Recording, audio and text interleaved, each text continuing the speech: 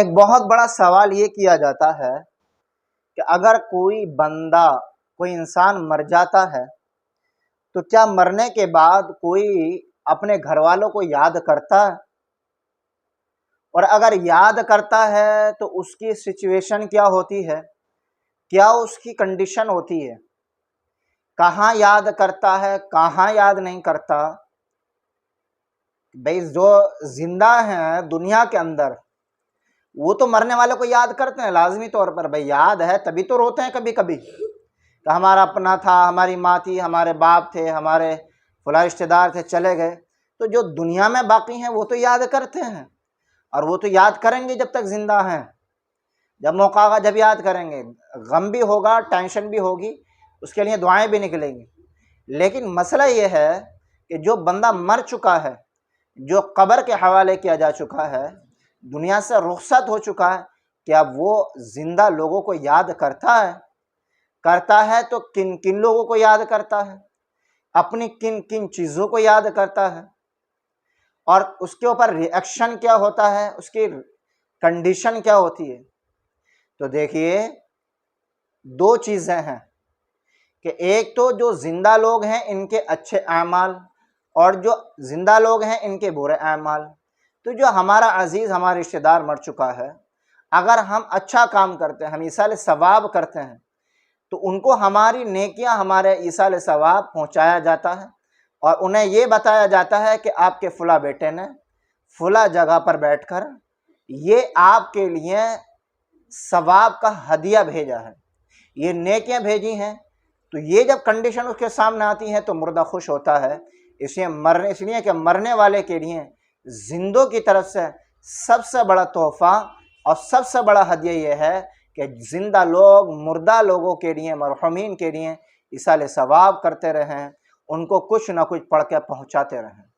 इसी तरीके से जो मुर्दा है, जो मर चुका है, उसके जो जिंदा घर वाले बच्चे हैं, जब वो काले करतूत करते हैं, जब वो गुनाह करते हैं, तो ये सारी कंडीशन भी फरिश्ते उनको बताते हैं कि तुम्हारा फला बेटा ये गलत काम कर रहा है, ये फला बेटा तुम्हारे गलत काम कर रहा है, ये भी उनको बताते हैं।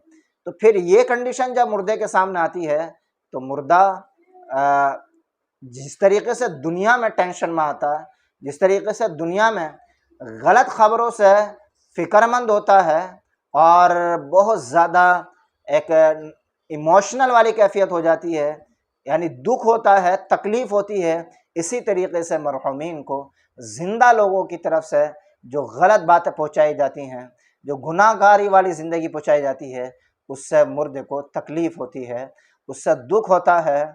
और इस बात पर भी मुर्दे को दुख होता है और तकलीफ़ होती है कि मैं जो कुछ दुनिया में छोड़ कर आया हूँ उसे मैंने अल्लाह के रास्ते में क्यों ना खर्च कर दिया, मैंने नेकियां और क्यों ना कमा ली। यानी कि कहने का मतलब यह है कि जो करता है वो भी पछताता है, जो नहीं करता है वो भी और ज़्यादा पछताता है।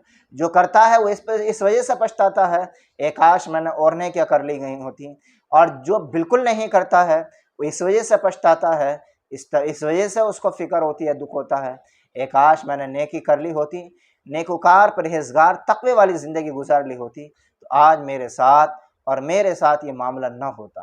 तो ये कंडीशन होती है सारी मुर्दे की जो हमने बता दी है। बाकी मुर्दे की रूह घर नहीं आती है, क्योंकि मुर्दे दो तरीके के होते हैं, या तो नेक है या बुरा है। नेक है तो भाई जन्नत की नेमतें छोड़कर वो कैद खाने में क्यों आएगा, दुनिया में क्यों आएगा, क्योंकि रसूलुल्लाह ने फरमाया कि ये दुनिया कैद खाना है।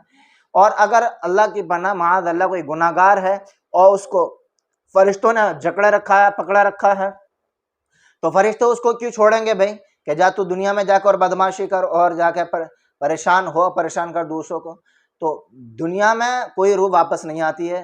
खामा खा बिला वजह में लोगों ने अपनी तरफ से बातें घड़ रखी हैं कि 10 मुहर्रम को रूह आती है या ईद को रूह आती है, रमज़ान में, शब कदर या शब बारात में, बाकी किसी दिन भी रूह को नहीं आती है। और जब नहीं आती है तो बाद लोग कहते हैं कि पता कैसे करे रूह कैसा ही है। तो जब आती नहीं है तो इस बात का फार्मूला क्या है? इस बात का फार्मूला ही नहीं बचा कि आती हैं, नहीं आती, आती हैं तो पता कैसे चलेगा, नहीं आती हैं तो कैसे पता चलेगा। ये सारी बातें वो हैं कि जिनका शरीयत से कोई सबूत नहीं है। बस हकीकत वही है जो मैंने शुरू में बता दी है। आपसे गुजारिश है वीडियो को आप ज़्यादा से ज़्यादा शेयर कीजिए और चैनल को सब्सक्राइब ज़रूर कीजिए।